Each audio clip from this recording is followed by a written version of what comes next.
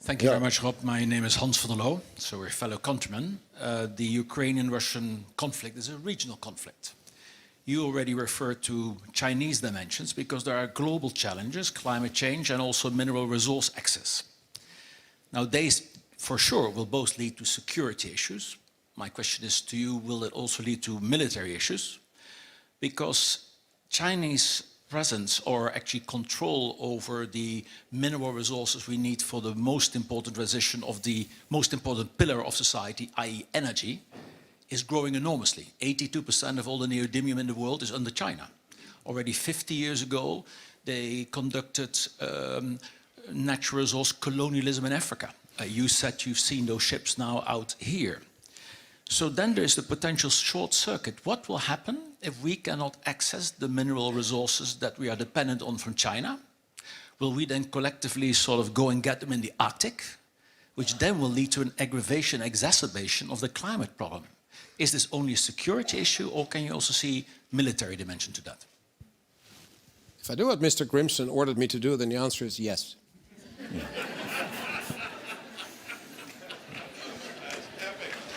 However, if you allow me, sir, yes, sure. if you allow me.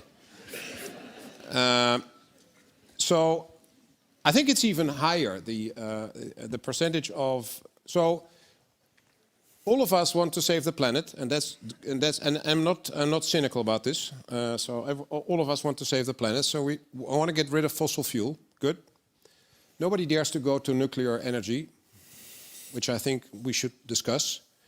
But okay, let's say that is not a route we want to take. Then we have wind and solar.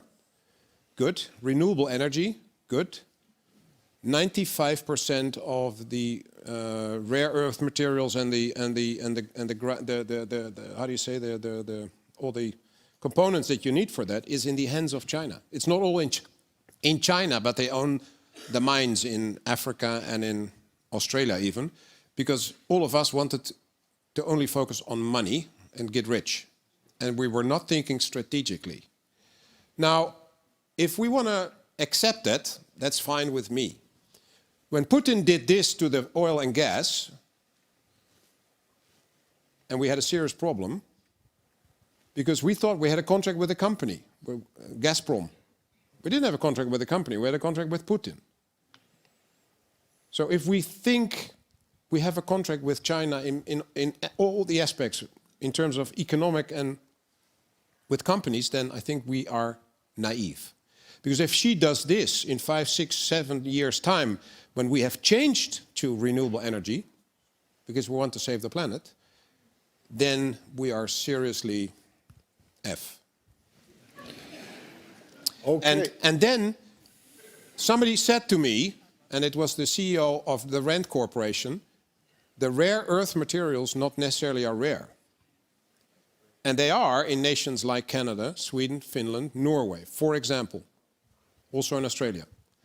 And so if you then say, okay, then we should dig a mine ourselves so we can have those things, and then people say, yeah, but then we ruin the planet. Again, we have to understand the consequences of this discussion. I'm not saying what is the best option, but if we are completely dependent on China, I think that's not good.